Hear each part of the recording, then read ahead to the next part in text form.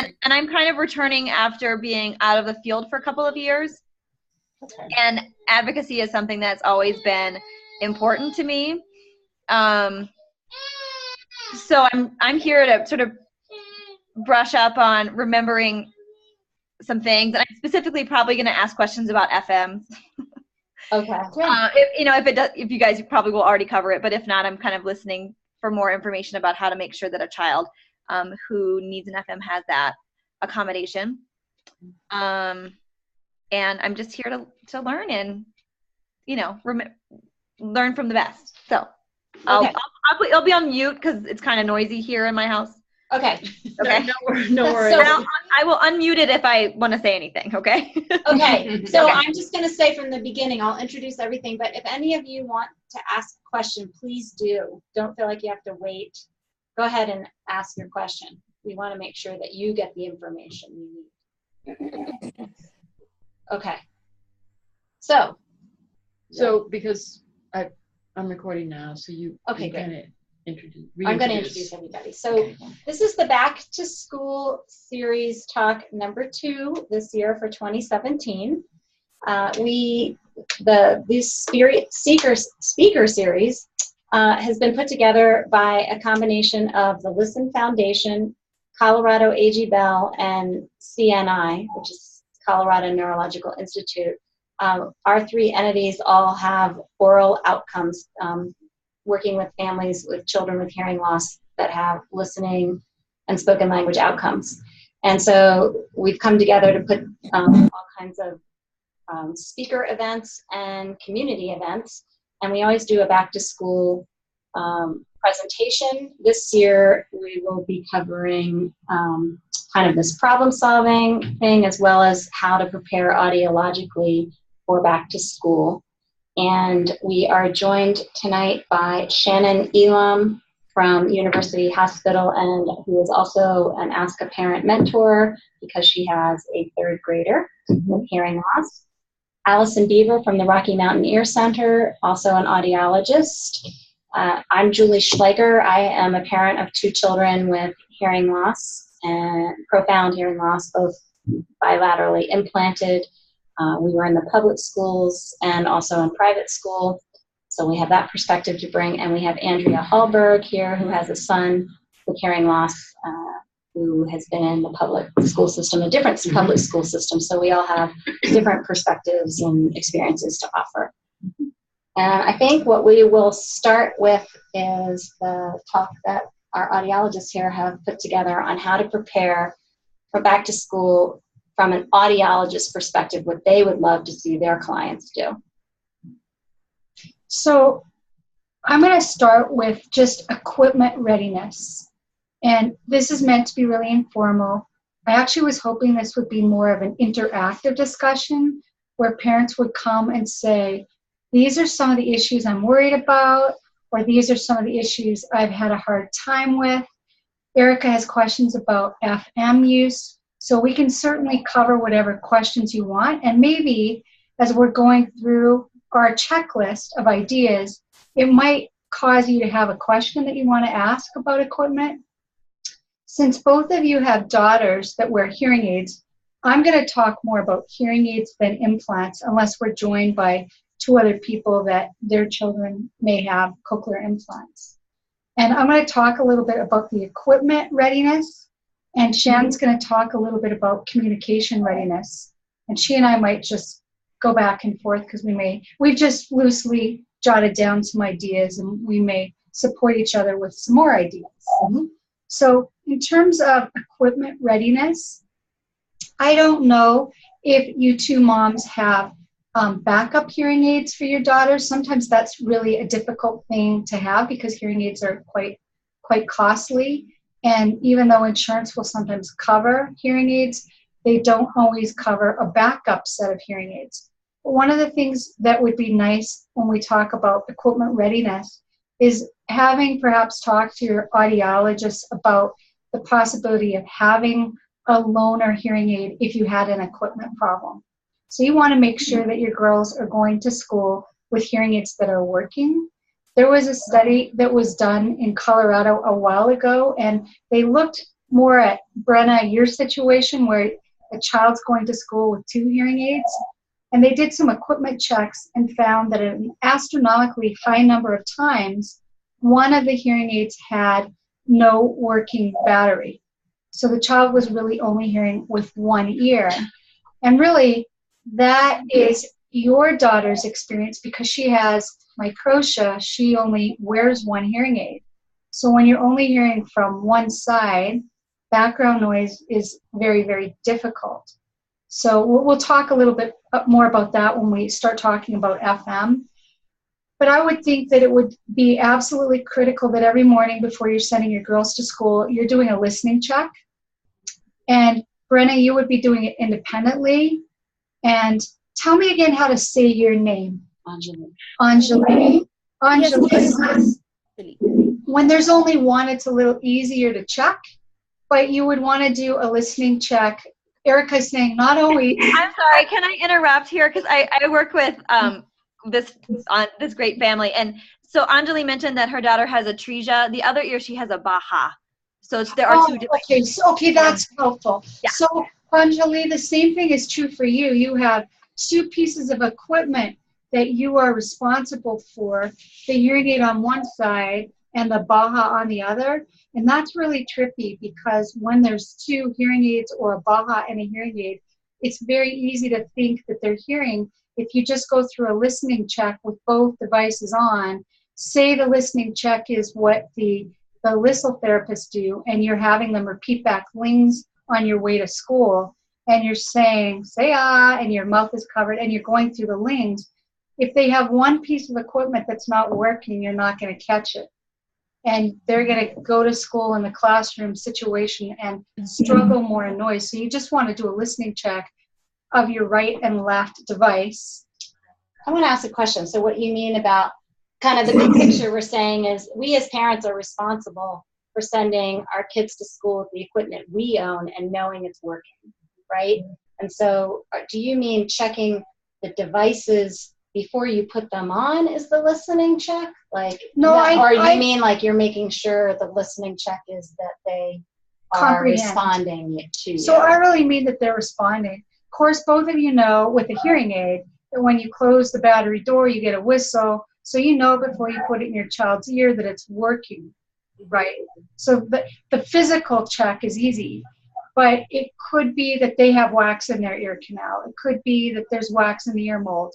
It could be that the hearing aid's actually not functioning very well. It's weak. So if you're not doing a functional listening check where they're repeating back a sound, and the ling sounds are just easy sounds that kids are familiar with. If you're working with any of the listen therapists, they're going to be doing those checks with your kids. And so that's something they'd be familiar with. So you'd say a sound and they'd repeat the sound. And as they get older, I ended up doing things like, what color pants do you have on today? Mm-hmm. Because then they didn't just repeat what I was asking. They had to think about it. So you can vary that over the years. And then do both of you have a way of listening to the hearing aids? Mm-hmm. So do you do that regularly? I do like regularly. How often? I go about once a week. Okay, no, I think that's very reasonable. Anjali, do you have a way of listening to your daughter's hearing aid? I can't understand. Erica, what they are saying? Erica? Erica was mentioning that your daughter has did you hear her say a baha? Yes. And a hearing aid? Yes, left side is baha and the right side is hearing aid. Okay. So on the right side that she wears the hearing aid on, do you have a way of listening to the hearing aid to make sure that it's functioning, that it sounds good? Okay, Yes. If battery is dead means it's a beep sound is coming. So light is beeping. Its battery is low means lights is beeping. So I know that I changed the new battery. So every day I check, you asking, every day you check the hearing aid and baha. Every day I check my daughter if it is working or not. Every day I check with. And then just out of curiosity, Anjali, what do you know what brand the hearing aid is? Is it a Phonak, or do you know what the name of the hearing aid is? Retro or something. I don't know. My another room. I want to go and see it. You want to know the name? Well, I was just, some of the hearing aids between the two of us, we might know, like, some of them have a little filter that oftentimes gets plugged up with dust or sand because your kids are young.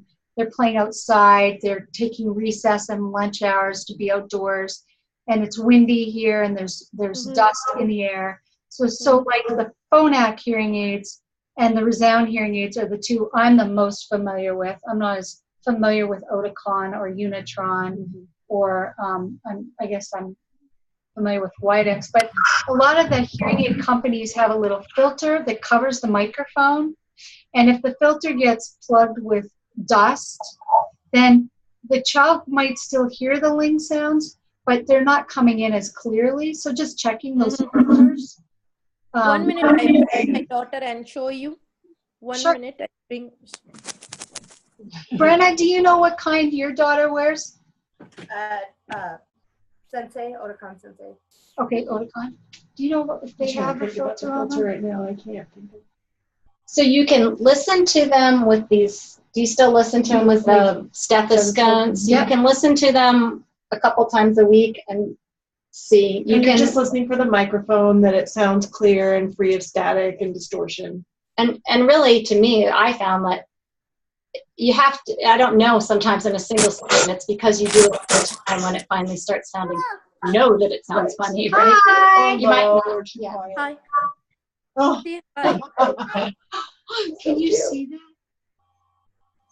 See. All right. Oh, we're getting close so we can see. Oh, that's good. That looks. That's a Resound. Resound. Yes, Resound. Okay. So Resound doesn't have a filter that you have to change. So no.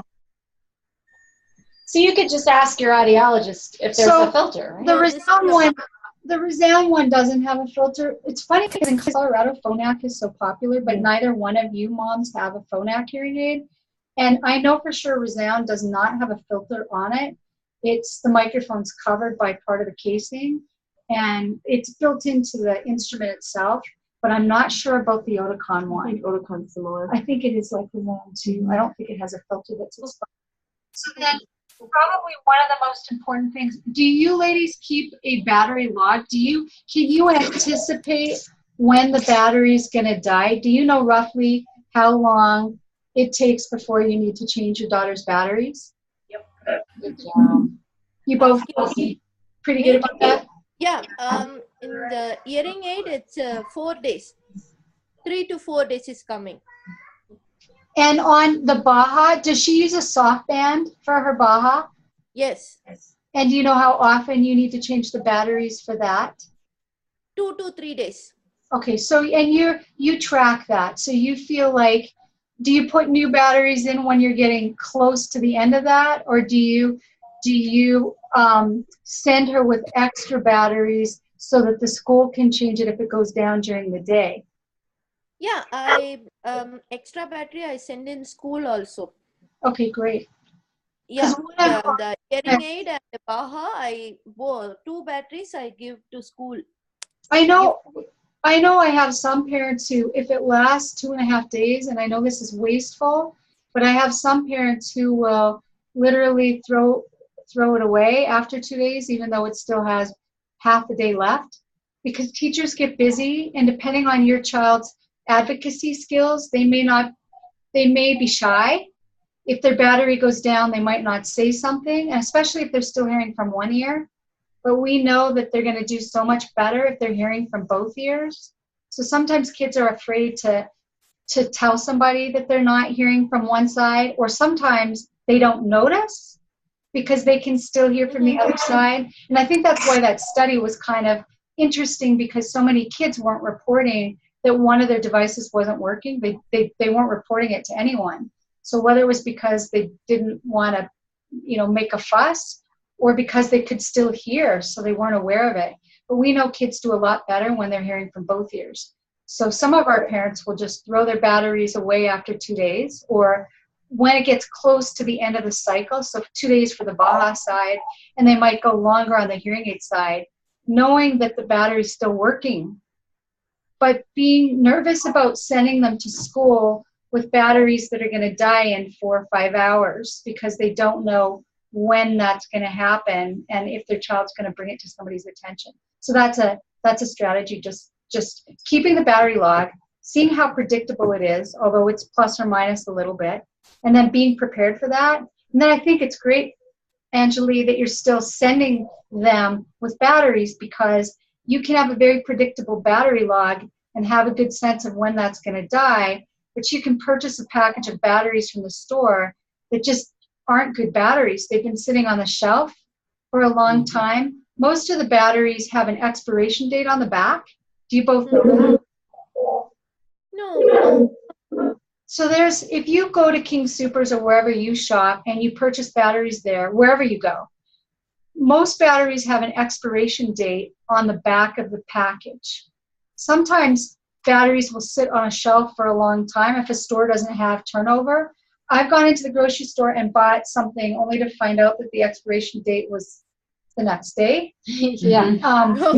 So you want to make sure that you look at that, make sure the expiration date's not coming soon, but it's still possible to get a bad batch of batteries, even though the expiration date suggests that they shouldn't die for another year. So making sure that you're sending your girls to school with batteries and that they know where to find it, because some parents might just put it in the backpack and then one day the child takes stuff out of their backpack and it's not there. Having an agreed upon place where you have it. Some parents have a little tickle box or what am I trying to say, like a fishing box where they keep supplies. Tackle box, like even Anything. dumb Canadian. So yeah, I would say, I bet Andrea could give advice. I always did both, and we still do both. That our child carries extra batteries on them, like in their backpack, but we also, at the beginning of the school year, give a little tiny case that we gave to the teacher with our child's, hey, we're going to have these extra batteries. They're going to be in the teacher's drawer so that if the teacher is not there and there's a substitute, you know where they are. And I would do it every year because something else that you might find is you might have a very outgoing child that last year would ask for batteries and might not this year because they may not feel connected to the teacher, or they may feel not as comfortable with the kids in their class or other things. So it's something I would really make sure that you do every year, that you're testing the battery before they walk out the door. They have something they can get if they want to do it on their own, but there's also a place in the classroom that they're in where there's a battery. And I would always, even a Tupperware works. Like I would write my name and phone number and Sharpie on it so that if there wasn't a battery in there or if that battery didn't work, that I would get a phone call. Like, hey, your child battery isn't working, this battery isn't working, you come and fix it, Because if you an offering to the teacher sometimes like, hey, I know you have 25 other students, but if my child can't hear and you don't have time to help them, give me a call and I'll come in and make it work. That if they can't hear, they can't learn. Yep. And then along with the batteries for the hearing aids, sometimes you can ask your audiologist for an extra ear hook, because sometimes kids are rough on the playground, usually not so much with little girls, but you might want to have an extra ear hook because if that breaks off, they can't use their hearing aid for the whole day. So just the parts that would be, sometimes you can even get an extra battery door because some of the battery doors do come off. It depends a little bit on your hearing aids, and I'm not as familiar with Oticon, but Resound, sometimes you can get some of my Resound hearing aids. I have extra battery doors that I can pop on. Just having extra supplies on hand so that your child's not having to go the whole day without sound if something catastrophic happens. And then as the girls get older and you purchase new hearing aids, keeping the old hearing aids so you have them as backups. And that would be something then you could also be keeping somewhere readily available so that if their hearing aid stopped working, there's something else they can use until they come home from school that day. So that was a little bit about equipment, and I included in it, as part of the equipment, but Shannon will talk more about it, I included a recent audiogram. So part of also equipment that the school needs is information about how they are hearing. And so a copy of an audiogram that's been done. And that kind of segues over into the communication part of it. So Shannon's going to talk about the communication that needs to take place between parents and the educational personnel. I thought because Erica brought up FM, I thought I would ask, before just diving into this, what are your questions, and then the two parents who are joining us, do they know what FM is and how that works, and maybe even just start there? Yeah. I didn't know, Erica, if you wanted to go ahead and ask the question you had first. Should we do an intro about what FM is first? Yes, you do the intro and I'll follow up with a question. How does that sound? Okay. Okay. So Anjali and Brenna, do you guys know what an FM system is? Okay. Yes. Yeah. Marian Center, they give that microphone, and FM also they give. That one, it's very helpful for me. Very nice, very useful, because I am coming by bus, it's good. I'm coming by bus, it's good. And my voice is clear for her. Great. So you're very experienced FM users already. That's fantastic. Yes. You are. Yes. Okay, so good. We don't need to cover that. They are using them at home and know how to work and troubleshoot them. Are you feeling comfortable with that? Yeah, she's very comfortable, and I also very comfortable to speak with her in the FM. So your daughter uses the mini microphone. And Brenna, what FM did you say your daughter uses? We don't use one at home. She just used just an FM at school last year, and then the Roger system at Marion's Way. They sent Roger home with you during the Marion Downs preschool, right? Okay, good. When I say FM, I kind of mean Roger. Kind of the old way that we call FM is the kind of catch-all phrase, but now hopefully most districts have transferred over to using the Roger system as opposed to the older FM devices. It's just hard to get away from that wording. Yeah, I still. Yeah, We're familiar with the old Right. stuff. Right. Roger's just the new FM. And better and awesome, and we love it. So, okay, Erica, what was your question then? The Roger system was really slick. Yeah. Very fancy. Uh-huh. It was great when Ashwathi had that during summer school. So I guess my question is sort of anticipating. So I'm thinking about two of my clients, one of my families that I see. And let's start with a 3-year-old who enters school. I have heard sometimes from school programs that's really young to put an FM system on. And so I want to sort of be prepared for that response, because in my sessions, my data shows there was a lot of learning that happened with that FM system, and that I feel that this is a little girl who's pretty good advocate and who can tell you, if there were something funny sounding, maybe wouldn't be able to specifically explain what's funny, but I don't know if you could just sort of speak about having an FM system on a not yet 4-year-old, on a preschooler, and will schools be receptive to that as an accommodation or as a need? What was your experience with that? Yeah, but ours was I think Darian started with his FM. Well, but this was a long time ago, right. And the FM system back then was a tower speaker. Right. So it wasn't something that was physically on. So there were two body. devices. So back then, and I don't know if this exists today, there's personal FM, and then when our kids were little, the younger kids would have a system where the teacher would wear it and it would come out on a speaker, and everyone would hear the teacher louder. And that actually was fantastic, because every child in a preschool class or kindergarten class needs to hear over the noise of that class. And that really worked well. Do they still use that? Some places do. The trick is, I think the difficult part is the educational audiologists are really the experts on FM, not Shannon and I. Although we dispense FMs, and I can see just how critical an FM can be for lots of our kids. If I made a recommendation for an FM for one of my kids that I see privately, the educational audiologist would call me and say, are you trying to make a recommendation about which FM we use at school? So and we don't have an educational audiologist with us, but that's their expertise. Just like I wouldn't be able to say anything about what a listening and spoken language therapist does.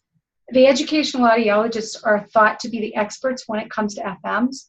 Most of them are very supportive, but I don't think you would find that every educational audiologist necessarily agreed with the type of FM that should be used for each of the children. And some of it's driven by what they have budgeted in their school. If a child comes to them that wasn't identified as being a deaf or hard of hearing kid, they may not have budgeted for an FM, not that that's a good reason, but they're the ones that are the experts on FM use.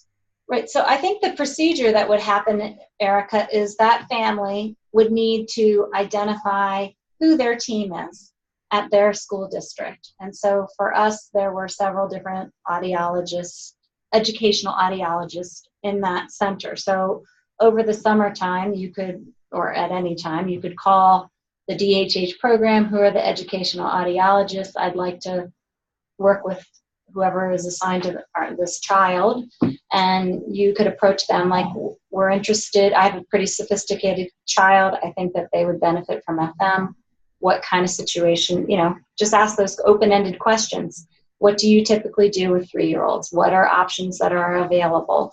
What kinds do you have that are appropriate? So I don't think it has to be a personal FM when it's a 3-year-old. But what I would say that you could do, like say, Erica, you're seeing that it made a big difference in the therapy session. You could say to that child's parents, could you have some testing done by Shannon in the booth so that we can see how debilitating background noise is for your child? And she can support what you're seeing. But I mean, as a team, you're identifying. Well, but we got that once we went to the public. But I think Erica's question is like, how do I know, what can I be sure my kid's going to get what they need? And as a team, what I'm saying is if you think that you're seeing that your child's made a lot of headway in a therapy session using FM and you feel like that's really helpful, that child could also be tested in the booth, and we could say, yeah, we can see that background noise has a very negative impact on their ability to appropriately repeat back words. So the question wouldn't be no FM at all. Sound-filled FMs offer only modest improvement of signal-to-noise ratio. So if they were to use what Julie and Andrea's kids used when they were younger, which is like a tower or a speaker system, it doesn't give them the same type of benefit that a Roger would give them. So the teacher's voice is boosted above the noise, but not to the same degree that it would be if they had a personal FM. There's a pretty significant difference in terms of how much it improves the signal-to-noise ratio, whether it's sound-field or personal. So if you had some thoughts about what you were seeing with this child, and you could convey that to other team members, I think they would want to do what they thought would be right for the child. Yes. And they do that. In our district, they do that testing in the school. They have a sound booth, and they could do that. Does your child need? And that was actually part of the in-service that our audiologist gave to the classroom teacher. This child, we want you to wear the FM because we can see that without an FM, their performance is at 50%, and with the FM, they're at 95%, and it's really important. And that was, so they did all that testing for us. Oh, that's great. Yeah. Good. Sorry, I heard a lot of reverberation, so I just turned the mute off. Did either one of your girls have a functional listening evaluation done at school where they're doing the testing that Julie's talking about to demonstrate how difficult it is for them to hear in noise? They may have done some at Marion Marion Downs. Okay, we do. but not the- Oh, yeah. Please. Probably. They did like they did to compare FM system without, but that's about it. So that's data that you could use to support. So if either of you had a challenge with the preschool about them not wanting, I mean, I've seen, preschools thinking the kids are too young to put an FM on and worrying about their equipment, and, rightfully so, it's expensive equipment, and not knowing if it's going to get maintained in an appropriate way by a 3-year-old. But if you have that data to back you up and bring it to the school and say, my kid, did really well with an FM at 3, and you see the difference in her scores and the benefit that she's getting, and I want her to have this, and how can we do this as a team, and you coming to the table and saying, well, I'll be part of the plan of making sure that this equipment is taken care of and listening checks are done and making sure it's working. I think some professionals in the school are worried that the 3-year-old's not going to tell them if it's working or not, and I think that's just having that plan in place for your specific child to make sure that that's going to work. And it can. And go in Sure. with good expectations, Right. I think. I think that, again, it is this initiating, like, I want it. Are we going to have an FM? We'd like to have an FM. How do you approach that?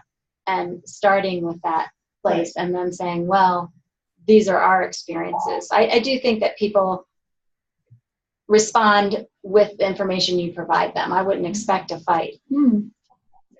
Hopefully not. And it sounds like both of your experiences have been very positive. So if there was something, your children better than the educators do. So parents know their child best and know what their child needs.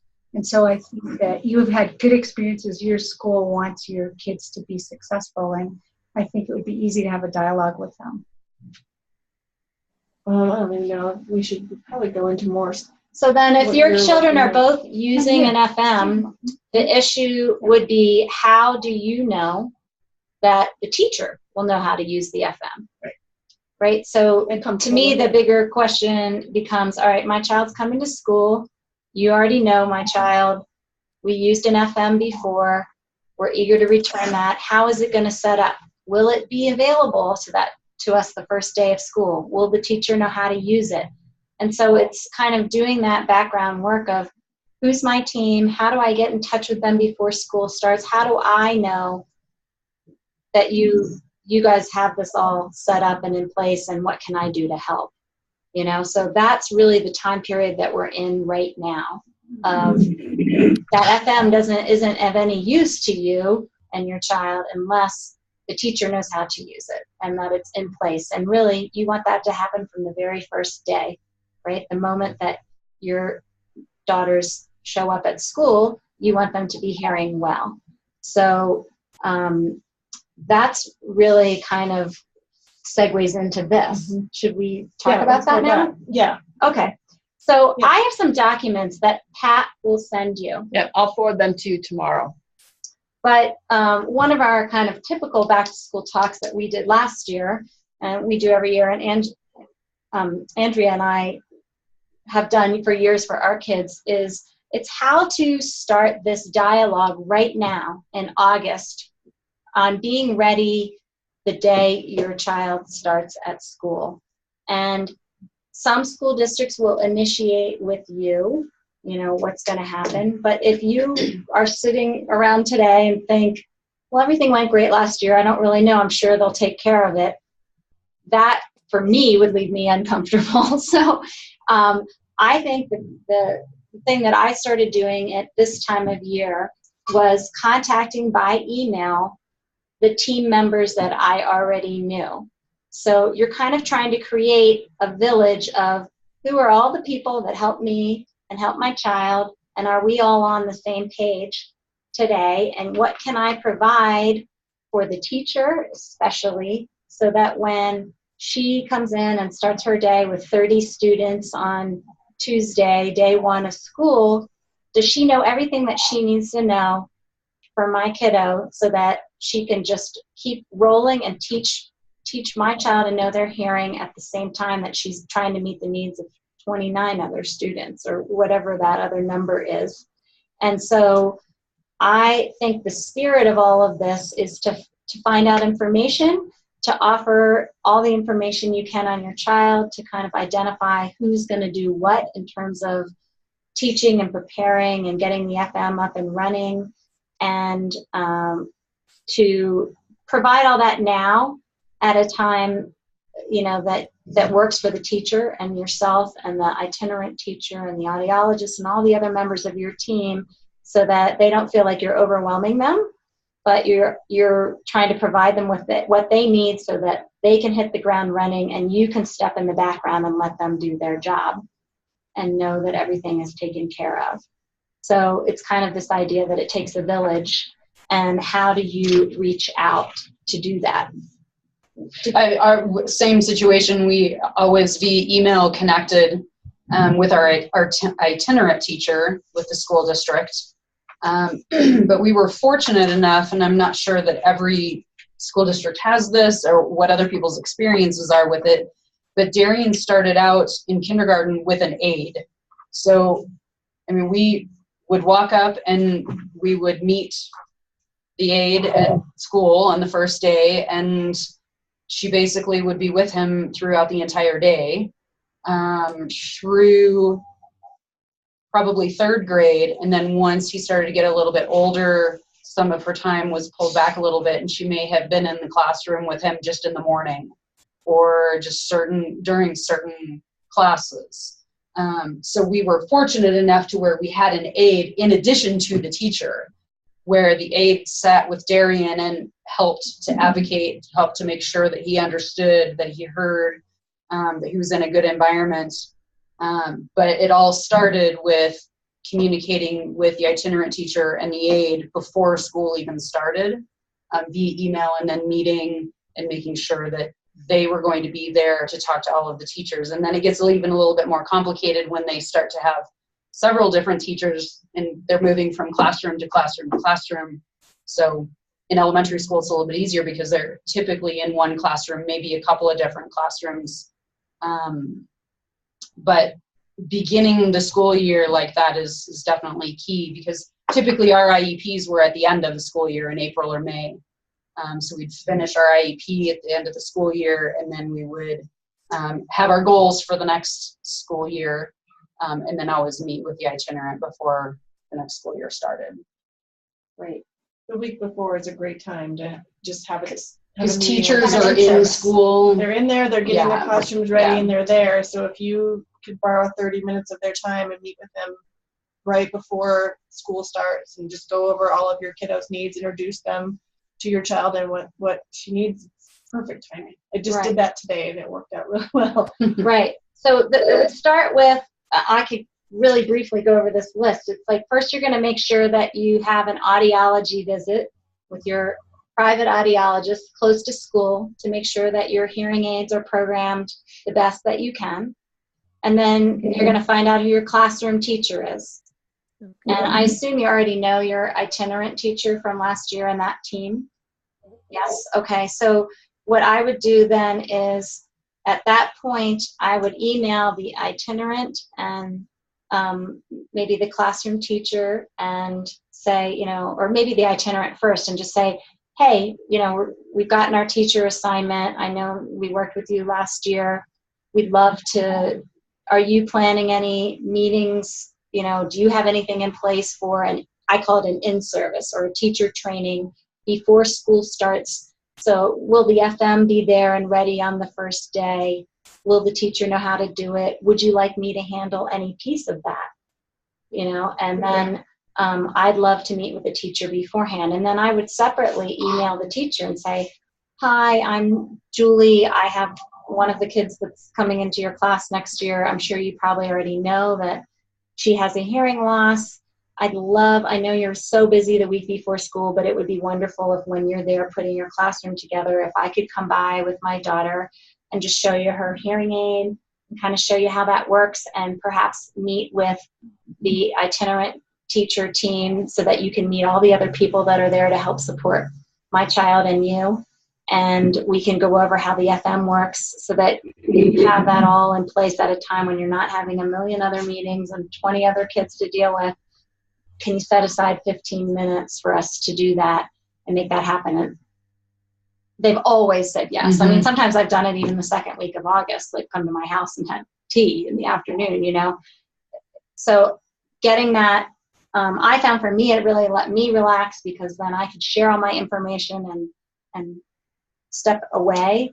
It also really helps your child to see that teacher and have a connection with them in a quiet environment, first of all, and secondly, just so that they could work out in that first time meeting, like, hey, what are you going to do, Joey, when your hearing aid doesn't work?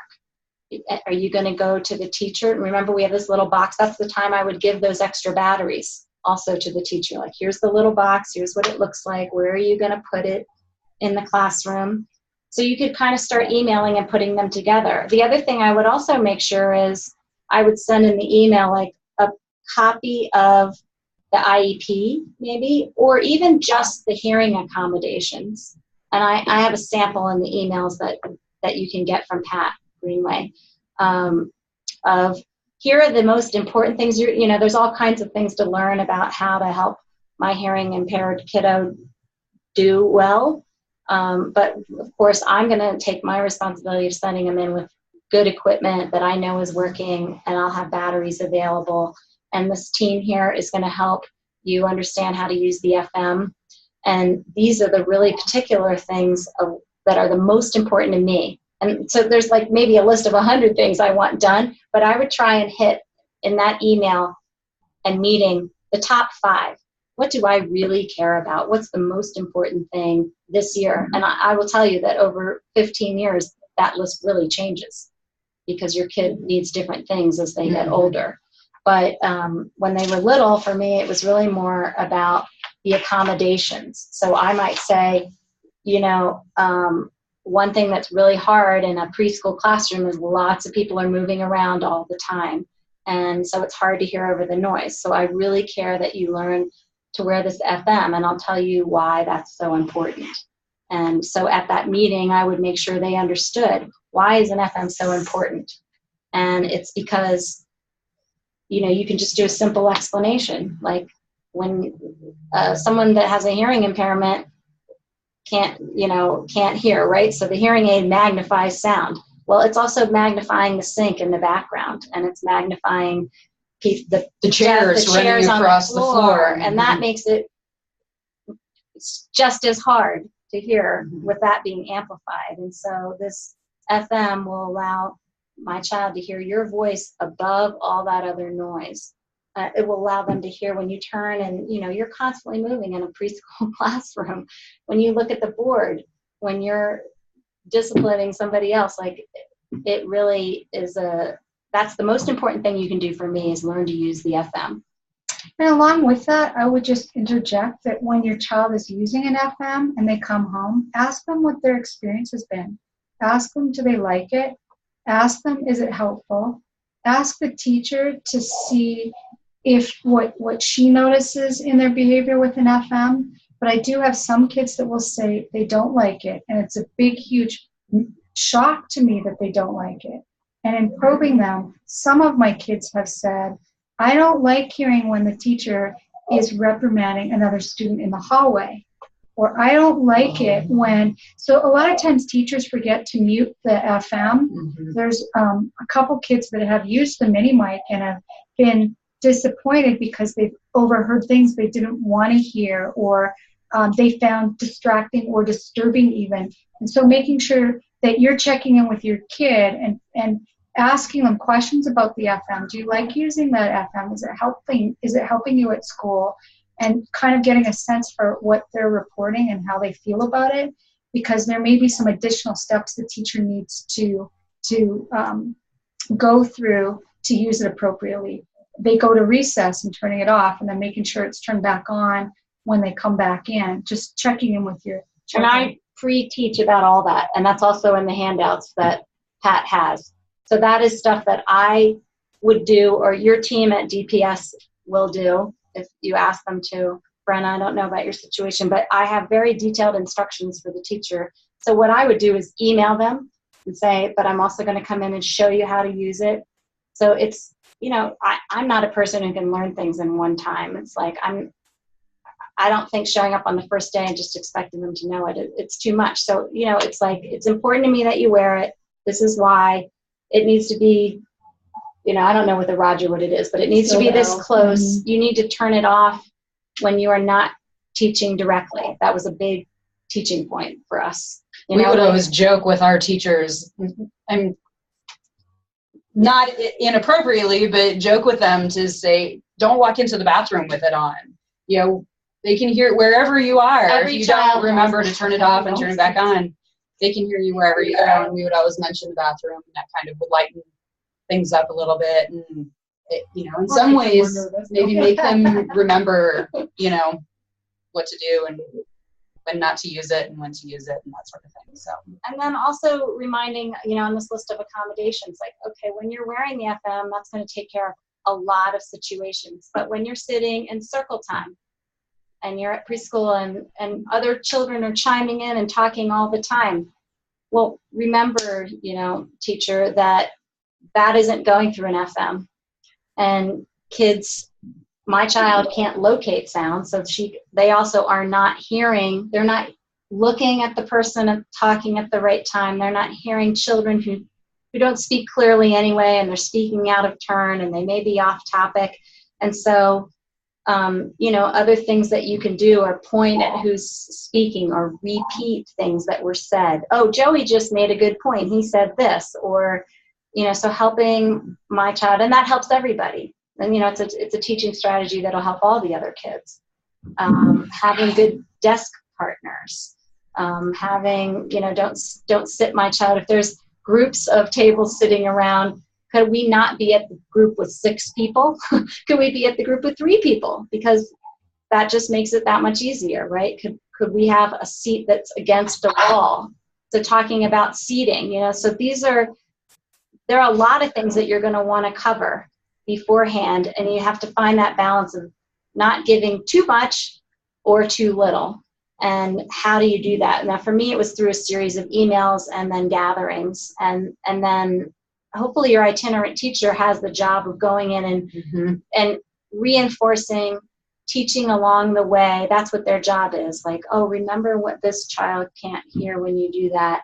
So if you could just remember next time to do it. That's what they'll do along the way. But for me, I felt more comfortable saying, these are the accommodations that I really want you to make, and I know it'll take time. And this is why it's important. And I'd give a little talk about what was the effect of the hearing loss.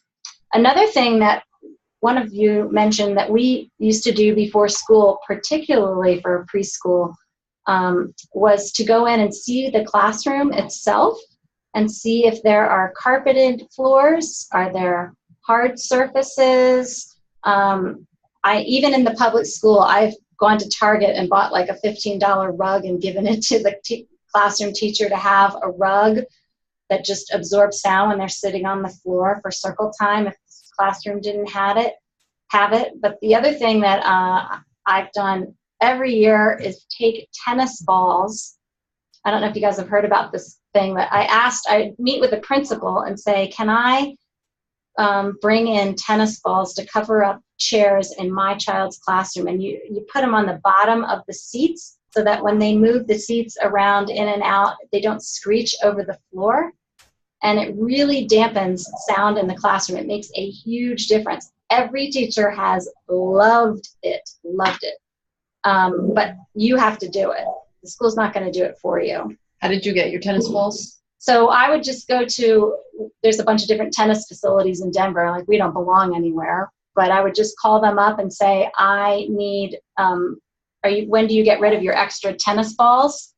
And like, there's a Gates Tennis Center, the JCC, all kinds of places that have tennis. And they would say, oh, I have them next month. And I'd say, oh no, I need like 100 or 200 in the next week because I have a child with hearing loss, and I put them on the chairs, and they're always like, oh, okay, come over Wednesday night. And I would get these huge garbage bags of tennis balls, and you take the ball and you take a knife and cut the top, and then it kind of opens like a Pac-Man, like, you're making a mouth, and you put them on the bottom of the chairs. And so I would ask the principal if I could do it and then alert the teachers. And then Dan and I would go in, we'd cut them all at home, and then we'd go in and it'd take about an hour to put them on 4 legs and all the tables. But let me tell you, it makes a huge difference. And we have a video of you on the website too. Oh, there's a video on the website if you want to see how to do it. The Listen Foundation website. So, did you keep it in public school, the tennis ball? Mm-hmm. In public school. Yes. Oh. Yes. So they'll be, well, your team will be familiar with it because I used to do it. But I would do it in the classroom. I also did it in the art room.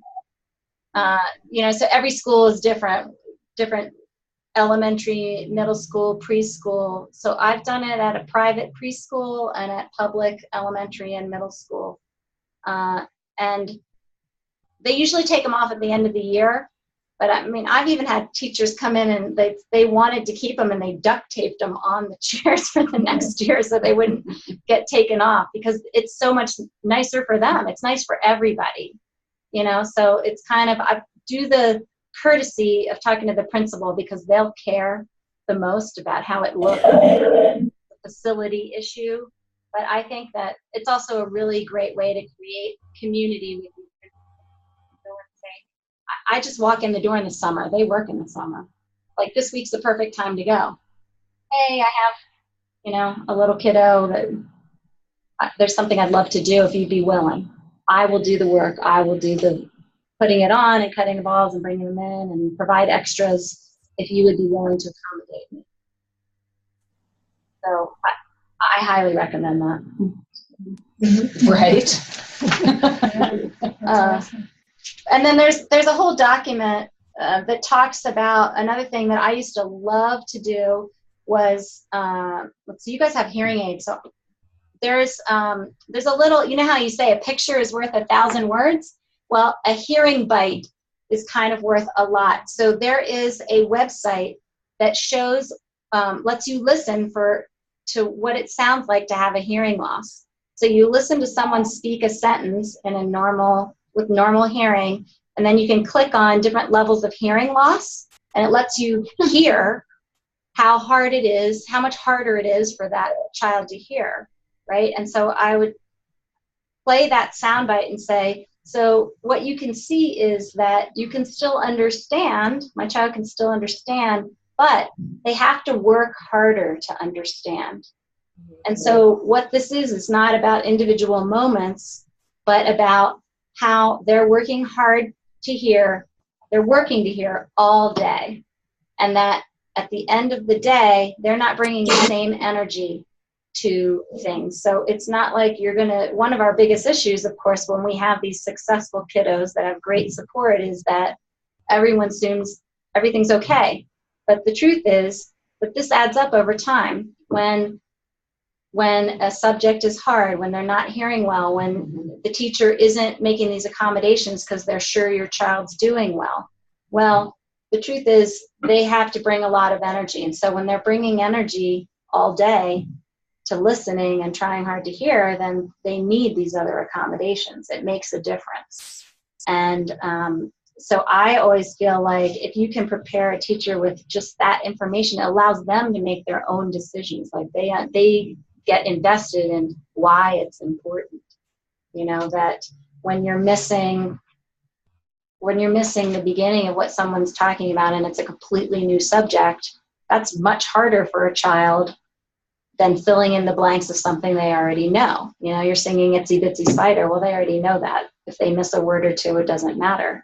But it really does matter if they're learning a unit on Abraham Lincoln and they've never, they know what he is, but they have no idea who Abraham Lincoln is. And missing some of that is really hard.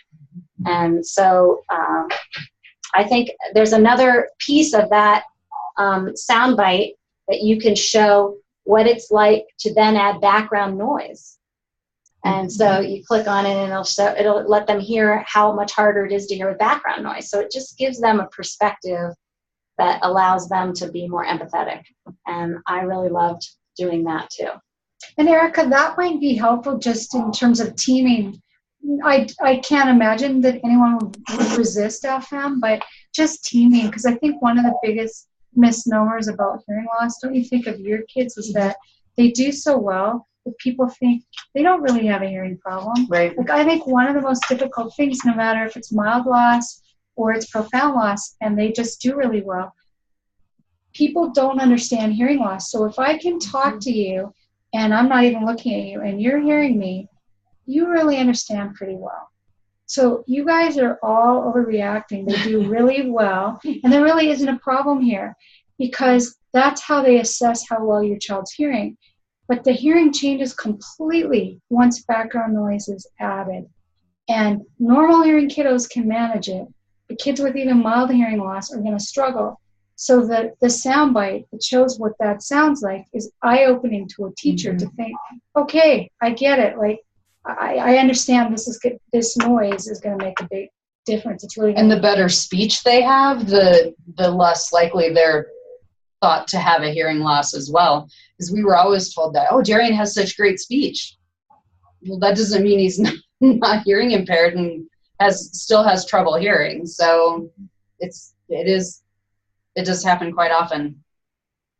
The other kind of big picture advice, so there's a lot, I would encourage you to read through the documents, because it'll give you a lot, and they're Word documents, so you can edit it for your own child if you'd like, or for your own teacher.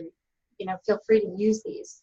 But the other thing is just this big picture perspective of really communicating that your child has certain needs, and here's what they are, and I understand that you have 20 other kids, and that you're going to do your part. Please let me know if there are things I can do to help.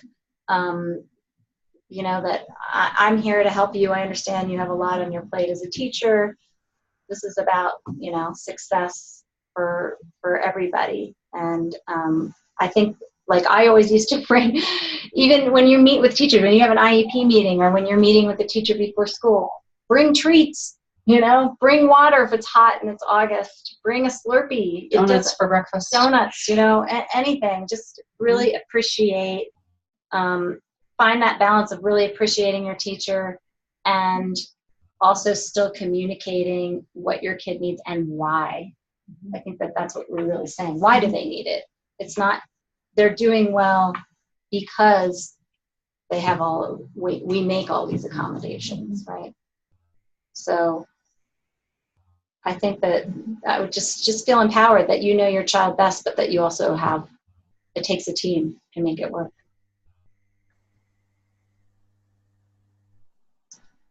Anything else? Brenna, are you on mute? No. Oh, you're just okay. so quiet. I know. I thought you were mouthing something. No, I kind of do that, I guess.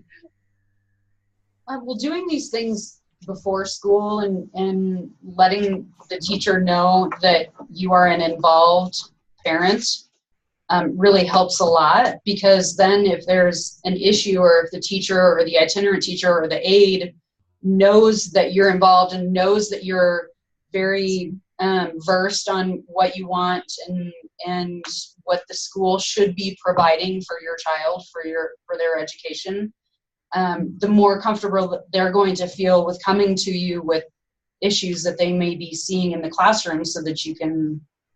Great point. You can proactively work with the teacher to figure out or solve whatever problem it is that they're having. And even encouraging them, like, hey, if you're noticing something isn't working that we've laid out or you're trying to do, and you don't have time to figure it out, still just alert me that something on, and we'll put our heads together and figure it out. You know, thank you. Because sometimes what you see at school is going to be something I'm not going to see at home. And that's important. And I used to tell teachers that a lot too, because when you come into the audiologist, it's like, in my quiet environment at home, they may be doing fine, but that might not mean that they're programmed properly for school.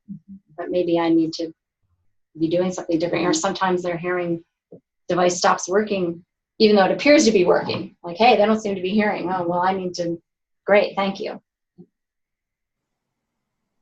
So, okay. What other Yeah. things, like on the subject or otherwise, what can we provide? Well, of course, it's off subject, but I'm trying to put together something for like Lyric's grandparents and everyone who spends a lot of time together, how they can help her and me with her speech. Because, you know, I get her to speaking complete sentences and everything. I guess I'm just looking for some quick tips to tell grandparents and stuff to kind of help her with her speech, so it's not just me doing it. So as in, like, specifically with her speech, like trying to get her to. Right, like we see Joanna stiff, and so we're working like on bilabials and speaking complete sentences. So I guess just tell them to do that. Well, you know. One suggestion that we did, when you can do this, it's not always feasible, but if you can have grandparents or neighbors, or if you have a childcare provider that they're very familiar with, that you use a lot, have them come to therapy with you so that they can see what you're doing in therapy. Really good. And then they have some visual, you're not just handing them a piece of paper or saying you should do this. They can see the interaction that's happening in your therapy session, and then they kind of know what to do when they're at home. We had our babysitters, we made our babysitters do it. It's worth, even if you feel like you're giving up a session, you're not, because they're spending a lot of time with your child. And so even like employing Joanna in that with you, if you can get the grandparents and babysitters to come, and sometimes it's really like you know, we've had babysitters that have gotten really interested in this as a career ultimately. So it's a really neat thing for them. But I think that's a great idea. And even like little videos, even if they can't come, like even you have a smartphone, you know, or Joanna does, or you have computers, she might have a computer. Like if you could make a little video of a therapy session or something, like how, even if you tailor it just to them, like how do you try and expect my child to answer your questions, ask her questions, right? And that I want you to know that she can answer these questions. So like make a little bullet point list. Here are my top 5 things I would love for you to do and why. Like, you know, always expect my child to speak and to understand, because she can. And that's how you're going to build your relationship with her. And that's how she's going to learn more and more subjects. And then like you could just say, don't let Lyric give you yes or no answers.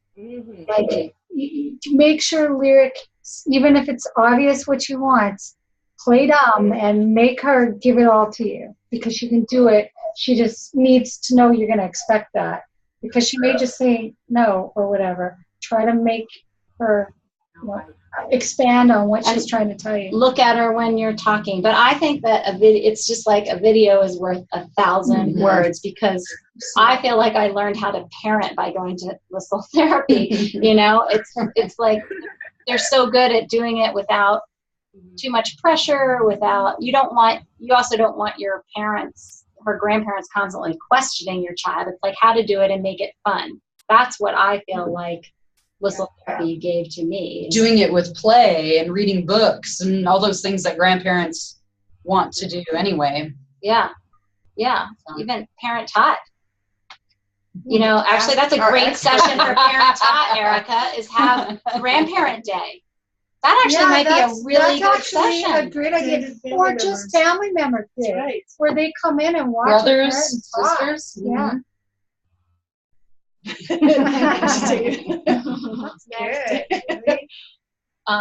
But yeah, I think that's you're so great to be thinking about that, and I think it does make a big difference, and it's pulling in support, and it's creating. And everybody needs to be on the same page, because if you're the only one making Lyric do that, but everybody else isn't, then the expectations of what she's supposed to be doing are low for everybody else, and you're the bad guy. You're the only one doing it. So you're very smart, and I think even a 30-second clip on your iPhone is just like, look at how Joanna gets her to play this game. Like, play a game. Do something. Take a video of something that your parents will be doing with your child. Playing a game, reading a book. You know, going to the store. Like, Joanna could do a little session. You know, even if it's every therapy session, you do a little 20-second video. Well, and then you'll have those memories forever. And you're looking back at videos that Nancy did with Darian when he was a baby, and it just makes me want to cry. I don't have any. I can cry. I don't have any. I don't have. So, I mean, you're kind of helping yourself too by giving yourself memories down the road. So. Those are great ideas. Thank you so much. I was thinking, I have to do a whole PowerPoint presentation. Oh, no. Room and They won't want to read that either. Right. yeah. Those are great ideas. Sometimes little snippets are better. Yeah. Yeah. Thank you very much. Yeah. That's all I can do myself. No other burning questions? No, we already have a meeting set up with our kindergarten teacher. That's good. Yay. They come to our house automatically. They just plan to do it. It's great. Oh, that's wonderful. That's great. Our classroom is next door to the audiologist. So. That's good. Oh my gosh. Yay. Enjoy all that. I feel lucky. So we're looking forward to that. I've emailed you guys all of Julie's notes, so you have them. Thank you. Including you, Erica. So you don't need to recreate them. You could probably take these with you. You know, some of them. Thank you. It's quite a resource. Yeah, and I also added the Ask a Parent contact list because Shannon and Julie and Andrea are on that list if you have any follow-up questions. Call anytime. Really. Absolutely. Even if it's 2 years from now and you find it and you have a question, it will. It's so great to have so many resources. Yeah, because we didn't have something. I mean, we had some other parents that were in our group that were kind of going through the same thing at the same time, but I can think of one family that really was somebody that we could see that had been through it, and we would be able to ask questions of if we run into them. But the resources that Julie has put together and Allison, the Listen Foundation, put together are tremendous compared to we were all doing it individually 20 years ago. So, okay. Good luck. Yeah. It sounds like things are going well. It was nice meeting you. Yes, happy school year. Yeah. Thanks, everybody. Have a good one. Bye. Bye. Thank you. It's cool that people can zoom in because, like, it's hard to make this work. You have a work day. Oh, yeah. Like, it made me think about our Ask a Parents. And we were talking today earlier about having everybody maybe zoom in and talk about the Rockies game that's coming up and just what more we can do to create community and just where everybody's at. Or what This is is so what do much each more of you want convenient. out of it? Like, what